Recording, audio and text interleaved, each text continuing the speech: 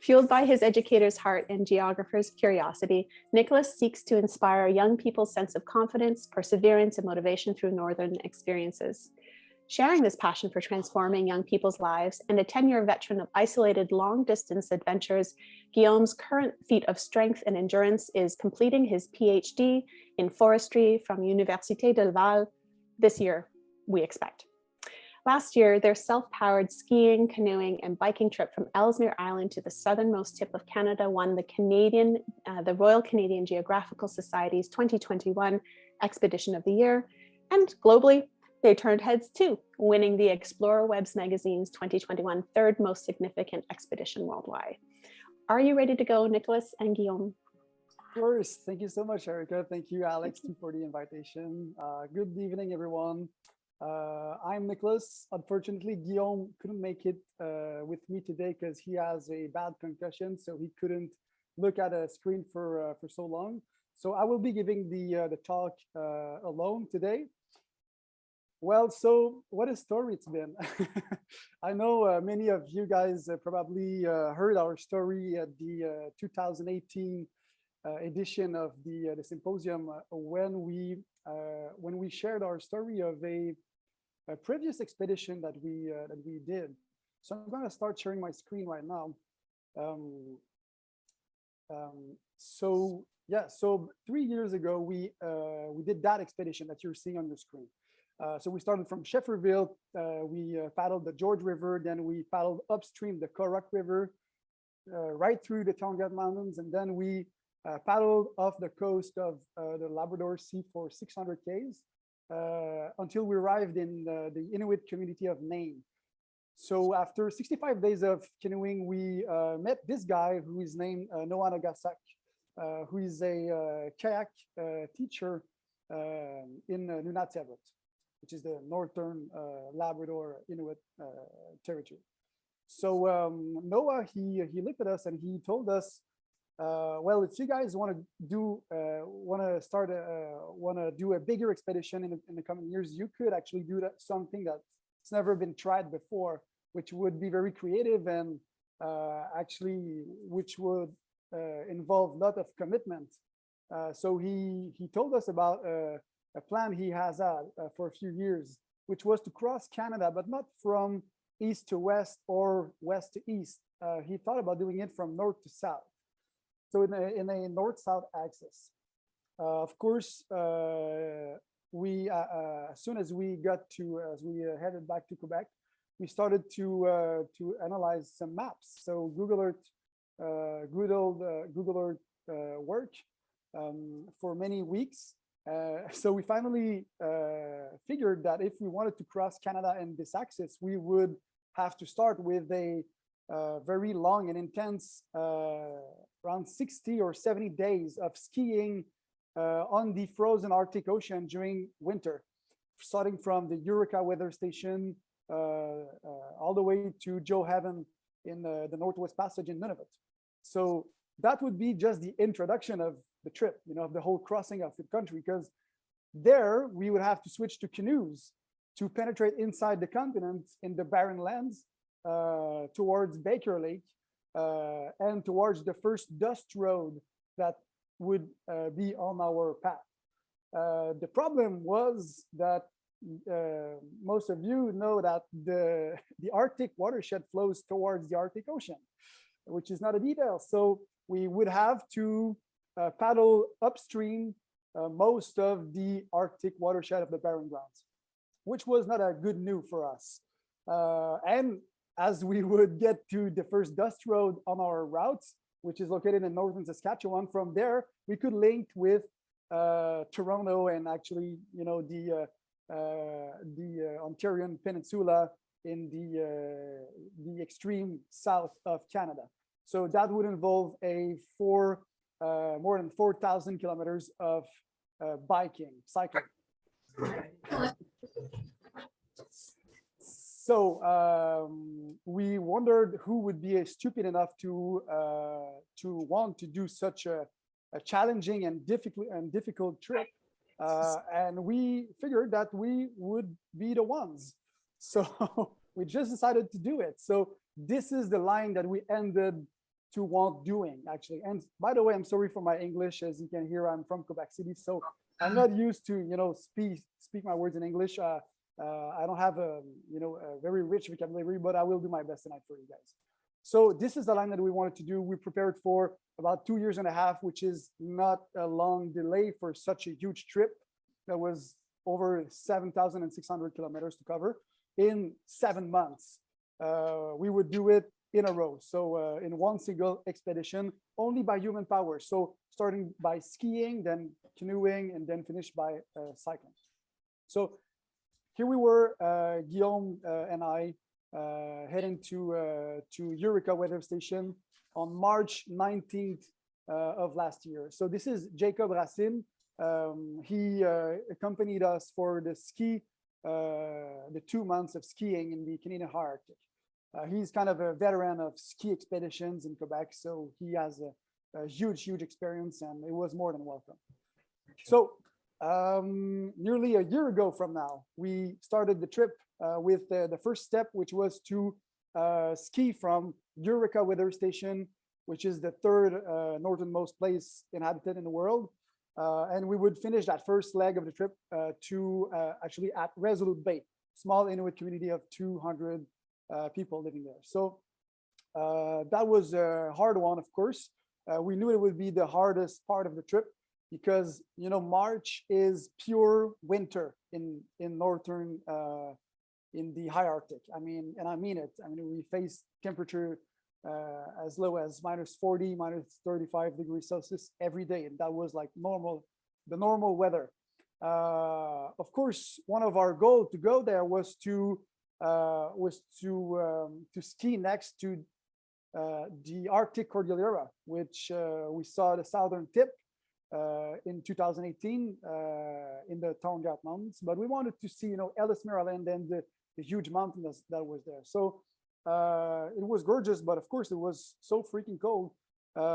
It was a huge challenge during the first weeks as our bodies were getting used to the weight of our sleds that were weighing over 355 pounds at first. So, I mean, you're basically becoming an animal, just pulling his stuff every day without any break, So skiing between Ellesmere Island and Axel Heiberg Island in the mountains was insane. It was an old dream that we had, and we were living it, even if it was hard. I mean, we faced blizzards day after day. I mean, worrying for the gear, worrying for the tent, the sleds, the skis. We broke equipment very quickly, even if we had pretty much the best gear on the market to do the trip. And we gathered so many advice from so many people that are, expert in in ski expeditions like that we were pretty confident. But still, it was a huge challenge for our bodies, our mental, and the gear also. At some point, we quit what is called the Eureka Sound, which is a huge fjord near Ellesmere Island, and we entered the Norwegian Bay. And then it's not open sea because there's still a few islands, but you really have that feeling of open sea. I mean, everywhere where you look, it's only a field of ice that is infinite. It's just, it's a nice desert. In the Norwegian Bay, we encountered our first real compression ridges of ice. So we had to hold and drag and lift and pull and push our sleds in every direction to be able to, as a team, move them towards the ice. And what you're seeing on the screen is not a hard ice pack. I mean, it's just an easy one, because during the hard one, I mean, we wouldn't take pictures at all. So navigating through these fields of, broken ice was quite a challenge. You can compare it to, descending rapids in a canoe, because you have to make your own line. You have to figure what's the most efficient way, the easiest path, instead of the fastest, because the fastest is not always the easiest one. So yeah, it was hard. Day 20, we encountered our first polar bear. So we had an experience with polar bears due to our precedent 2 months long expedition on the Labrador coast, but still meeting with a polar bear is never, a good new. Some of those moments are nice, some of those are entertaining, and you remember those moments as great moments, but when you're actually experiencing it, it's never a good new when you face a polar bear. That night, Jacob stepped out of the tent, and he yelled at us, "Whoa, there's a polar bear!" And that was his first polar bear. So Guillaume and I just looked at each other, and we were wondering if he was actually kidding, because he's always kidding. And he was not. He said it again. No, it's true. There's a polar bear, guys. So we stepped out of the tent, and it was, it was 10 meters away. So it was very scary. I mean, we were able to confront it and to scare him and just convince him to walk away. But still, that was the first polar bear we met on a total of about 15 polar bears in 64 days. So it's not too bad. Just a second. All right.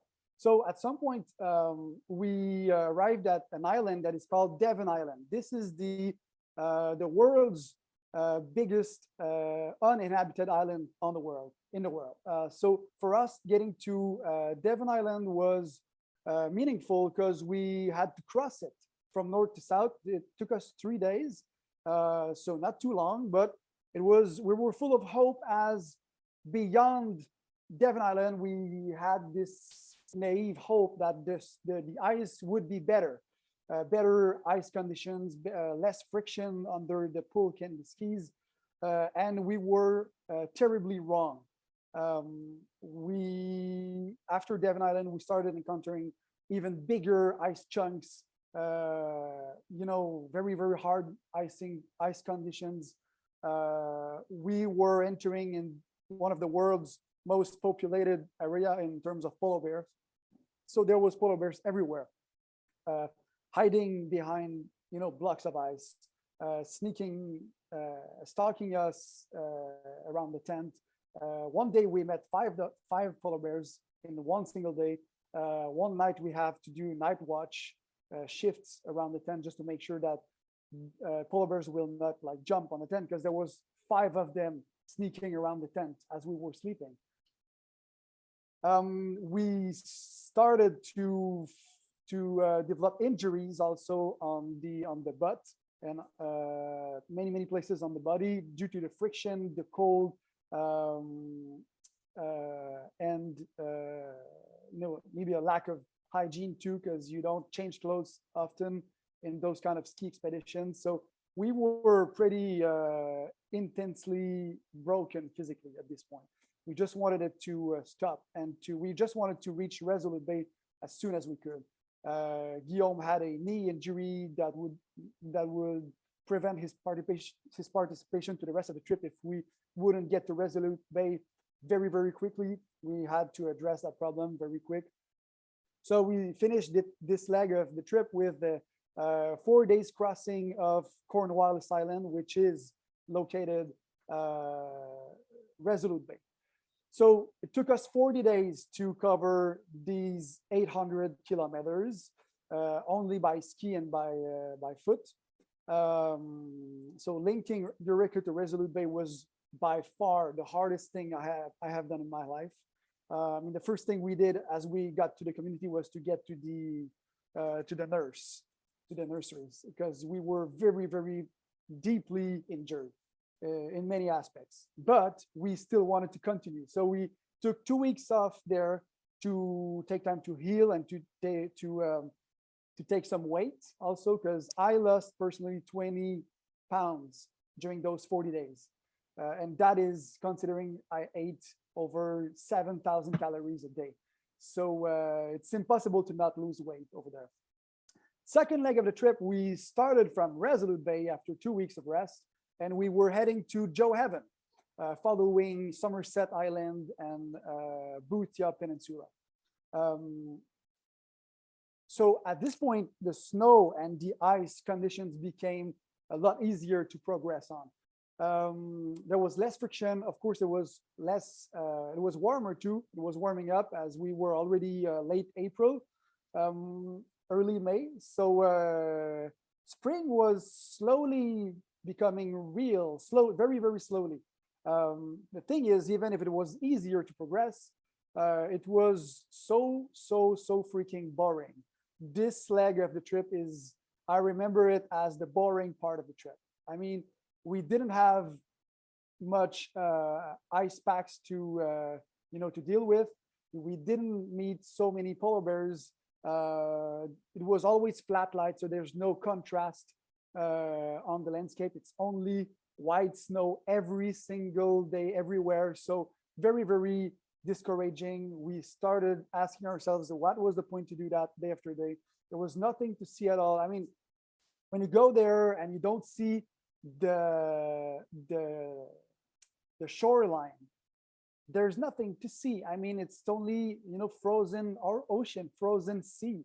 So you don't, when you go there, your main reason shouldn't be because you want to see gorgeous landscape. I mean, of course it's gorgeous in its sense, but I mean, it's after 64 days you've done it pretty much. So polar bears, and yet again and again, I mean, there was still polar bears. We met quite many of them, but they weren't aggressive with us at all. We were always having good experiences with them, and just as we did, they were starting to sneak the best ways to jump over or to cross those open water leads because it was warming up. And at some point, early June, we were still skiing on the ice floe, crossing open leads every day. And it was very, very warm. We were skiing in t-shirt, I mean, chest naked, literally sometimes. So at some point we arrived on King William Island, which is located the very welcoming community of Joe Heaven. After 24 days of skiing from Resolute Bay, we got there with an average of 25, 26 kilometers covered every day. So a lot easier than the first part of the trip, but still, it was about time that we arrived and we finished this crossing of the Canadian Archipelago. We were kind of exhausted physically, mentally. We were not broken. We were just, we needed some rest again. So we took a week there, and two of our friends met us in Joe Heaven to continue the trip with us. So what we did from there was that we had to enter in the barren grounds of Nunavut towards Baker Lake. So that was supposed to take about 40 days. So we had 40 days of food in our canoes, and we had to start this leg of the trip by hauling our canoes on the frozen ocean again. So still manholing stuff. So this is quite an unusual way to do canoeing expeditions. When that photo was taken, it was only a few minutes after a woman she met with us, and she said she just wanted to say hi. She was a Frenchie too, and she said, "Whoa, oh cool, you guys speak French? Yeah. Where are you guys from? Yeah, we're from Quebec City. Oh yeah, I'm from there too. So where are you guys heading?" And then we answer, we head into Detroit because our final destination, Point Pelee National Park, is only a few dozens of kilometers away from Detroit. I mean, it's very, very close. So we said, yeah, we're heading to Detroit. And we saw in her eyes a blank, total blank, because she thought we were kidding. Like, I guess she still think that we were just kidding and we were just going out for a multi-day trip, just like that. But no, we were committed. We were committed to finishing this expedition with a 2,000 kilometers of canoeing. So we started dragging our canoes on the melting ocean, just kidding around. It was very, very warm at this point. It was warming up very quickly. It was Arctic spring, gorgeous landscape, gorgeous colors to enjoy every day. It was quite a crazy experience for 10 days to haul our canoes in, these kind of pools above the melting snow. Great experience. And at some point, we arrived on the continent for real. At the point where we had to optimize our way towards actually using a network of small rivers and lakes. And this is mud season there in the Barren Lands. Means there's not too much vegetation and the soil is very wet. So everything is kind of muddy. An issue for us was the plan A was to use the back river in Chantry Inlet. So we were supposed to paddle upstream the back river to reach the Meadowbank River that would take us to Baker Lake eventually. The thing is, we analyzed the satellite images and we figured that it was too dangerous and too scary because the back river was still breaking up. You know, on the satellite images, you could see huge white sheets of ice still there on the river. So it would have been totally, dumb to do that. So we were experienced canoers enough to take another decision, which was the safest way to travel in the land. So we started to, portage a lot, going on frozen lakes, portaging in icy landscapes always. And those transitions between ice and water destroyed our canoes. We had very good Skiff Prospector 16, but unfortunately they weren't new. We made that, beginner's mistake, I guess, which was to get, used canoes in a condition where when you don't know where actually you need the best of the gear. So we should have taken our canyons that are new, pretty much new, but we had to deal with it. So we had holes in the canoes. We had a limited resources to repair our gear, but we were able to manage something. And at some point, we even had to use the Etienne's rubbers boots to cover it up and to repair the canoe. So as the canoes were breaking very quickly, more and more, we had to, instead of dragging the canoes on the ice, we had to portage some frozen lakes. Why not? So I know for canoers that you guys are, that photo looks weird, and it's not the reason why we do canoeing. Actually, it's not my main reasons, but we had to do it. So portaging frozen lakes, being very, very careful, because when a lake melts, I mean, it does like those kind of spikes, icy spikes that are sharp as knives sometimes. So you have to be very careful. And I talk about it as if it was a terrible experience, but it was the opposite. It was so gorgeous. We were privileged to see those landscapes. I mean, as it was melting, it was our dream to, one of our goal, actually, one of our old dream was to experience a complete season transition in the Arctic while in expedition, and we were experiencing it. So it was great to be there at the moment of the year. So eventually we got to the back river at some point, and it was open. So no ice, free of ice. We could go upstream for about 50 kilometers, not too bad. And from there, I mean, we started seeing so many, occupation sites, archaeological sites from, Inuit and Thule cultures that were all over, living all over the land. They're called Caribou Inlet.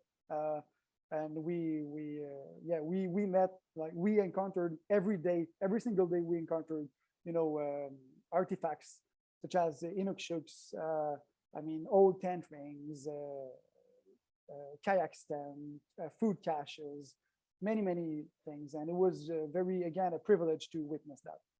So at some point we got to the Meadowbank River, which we had to paddle upstream once again. And we finally got to the Thelon River, which was the only, mythical river that we would paddle downstream. So that day, that single day, we paddled 60 kilometers to reach Baker Lake in one day. Instead, actually, one day, 3 hours, 3 or 4 hours, 60 kilometers without paddling nearly. Usually when you paddle a river upstream, we usually go at, between 15 and 25 kilometers a day. So, I mean, it was crazy to go with the flow and to go with the gravity. So we finally got to Baker Lake, the center of Canada, which meant to us pretty much halfway of the trip, even a bit more. And as you can see on the photo, there's the woman now, which is Catherine Chagnon. She joined us as one of our teammates. Philippe decided to leave the adventure. So for personal reasons, he just decided to withdraw, and we had to replace him with that wonderful person that was Catherine. She's accessory also Guillaume's girlfriend. So the second canoeing leg of the trip was supposed to be 1,000 kilometers.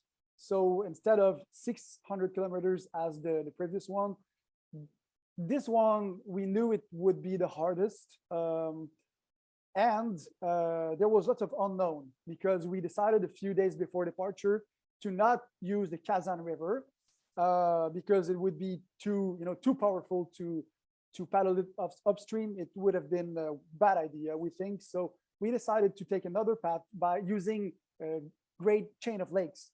That would take us to actually, I say chain of lakes, but there was rivers too. And this network would take us to the Dene community of Black Lake in northern Saskatchewan. We had to start with 5 kilometers long portage loaded with about 45 days of food. So we knew it was kind of cocky to have only 45 days of food for 1,000 kilometers of expedition. That would be very hard. But we relied on fishing a little bit, so we thought it was okay. That very day when we portaged the 5K, we encountered a huge male muskox that was alone on the land, which is sometimes not a good news when it's alone. It pretty much means that he probably lost a fight and now he's alone by himself. So Etienne was portaging in front of the troops, and he just fell, head to head with the muskox, face to face with the muskox. And at first it didn't look so, angry or something. It was just, he was there and we were here and everything was fine until he just dropped his head and he gave, I don't know how to say that in English, but he kind of hit the ground with his leg, and he gave us one of those. So then we knew something was wrong. Etienne just looked at us and he said, "Run!" So we dropped the canoes, we dropped the barrels and the paddles, and we just started running for our lives. And he was chasing us. I mean, an actual muskox chasing you. This is not a good situation. You're really you're sprinting and you just ask yourself, what the fuck is going on? I'm being chased by a muskox. That is what is happening right now. How will this end? And finally, he just left us alone and he quit the fight. And it was not even a fight. I mean, we were running for our lives. But that moment was very scary, and we saw it as a warning. Muskoxen are not, those animals, those peaceful animals that we might think. I mean, they're not carnivores, but still they can mess you up very easily. We eventually got to those big lakes that are called Pitts Lake, Princess Mary, Tebesiuak, Wallery Lakes, that are kind of mythical because they're very, very huge lakes, massive water. But when the wind blows on these lakes, you don't have a huge margin of error. So we started experiencing very high winds with high gusts, and it was impossible for us to paddle for about 8 days. 8 days of the first 15 days, we were stuck in the tent. We had to eat, we had to consume our gas also, because I remember we were still above the tree line at this point, so we had to rely on naphtha gas. So we were kind of disappointed by the fact that we underestimate the winds on the lakes. Of course, we would rely on the fishing, and you have to be a very, very bad fisherman if you don't catch any of those trouts over there. I mean, it's so easy, and we were so grateful for that nature's service. So we had to review our way to go, our route, and we finally decided to organize an improvised resupply. So we had to change our routes, paddling on very, very, very shallow rivers. At this point, we were very, very mentally broken. We just wanted it to finish. So the trip, instead of being 1,000 kilometers, was going to be 1,200 k's. We got to the tree line, so at this point it wasn't stressful for the gas, but still, we had to go very, very fast, because we knew winter was coming very quickly in August and September. So we had to go, we had to push, and at some point we got our resupply at a lodge over there. We were very lucky to be able to organize that. So after that, we had to head to our dust road in the forest with no easy canoeing line. So there was about 40 portages to do on about 200 kilometers. So it was a pain. And we got to the road finally. So at this point, we still had, actually, and it took us a big 90 days of canoeing in total. So 90 days of canoeing, and before that, 64 days of skiing. And then we had to go with another 4,000 kilometers of cycling. So we started in northern Saskatchewan on the dust road, and quickly it became, great boulevards and highways, way of living. So enjoying the groceries and the convenience stores, eating food as much as we could, because we were kind of psychologically ruined for the food. We had this weird relationship with food. We felt that we couldn't eat too much at this point. We were just kind of beasts. And the risks changed too. It wasn't polar bears or muskoxen or big winds on Great Lakes. It was truckers and drivers that are not careful for them. So we knew that the cycling part of the trip would be a slow, progressive, back to reality section of the trip, and it turned to be that. So it wasn't easy, but still, compared to what we experienced in the rest of the trip, it was easy. So we got to the Great Lakes, and one day Guillaume and I, we woke up, got out of the tent, and we realized that it was snowing. It was freaking snowing. We started off Eureka, Ellesmere Island last winter. We went through the whole season change, going through the spring, Arctic spring, summer, and then we were heading to winter again. It was snowing, so we couldn't believe it. We did the whole seasonal circle. We had to do winter camping again, so we couldn't, it was like, just finish it. We just wanted it to end at this point. And after 234 days of expedition, we finished the trip as a team. Jacob, who was there in the ski section, came from Gaspesia, so the other side of Quebec, in the Atlantic, to meet with us at the National Park of Point Pelee. And this is the actual southernmost point of land that you can reach in Canada. So we made it, actually. So with creativity and opportunism and patience and preparedness, we were able to dodge every challenge that we faced, and it was very, very, very hard, but we made it as a team, Guillaume and I, and we started the trip as very, very good friends, and now we're our brothers. So I just want to thank my sponsors for that trip very quickly, and here I am done. So thank you very much, everyone, to your listening, and it was great to be with you tonight. Thank you. Congratulations. That was an epic trip. So folks, if you just navigate to about here on your screen, you will find a smiley face, and that's your reactions. Sadly, there's no, oh my gosh, I just fell off my chair reaction, nor is the clap louder reaction. However, you can send out your sparkle horns and your hearts and your thumbs ups. Nicolas, thank you so much for joining us tonight, and congratulations on an epic trip. Please give our best to Guillaume. Hey, Nicolas, before you go, so let me just ask you quickly. So you made it through the polar bears, through the muskox chase, up and down the rapids and that crazy ice. You come to civilization, and what? Now you break a leg, and Guillaume has a concussion. So what does that tell us? Show us your past. If you want the truth, when I when I got back to home, I broke up with my girlfriend. I got COVID and I broke my leg very badly. So it just proves that you have to honor the fact that we are in good health. So yeah, don't wait before you want to live your trips, guys. Awesome.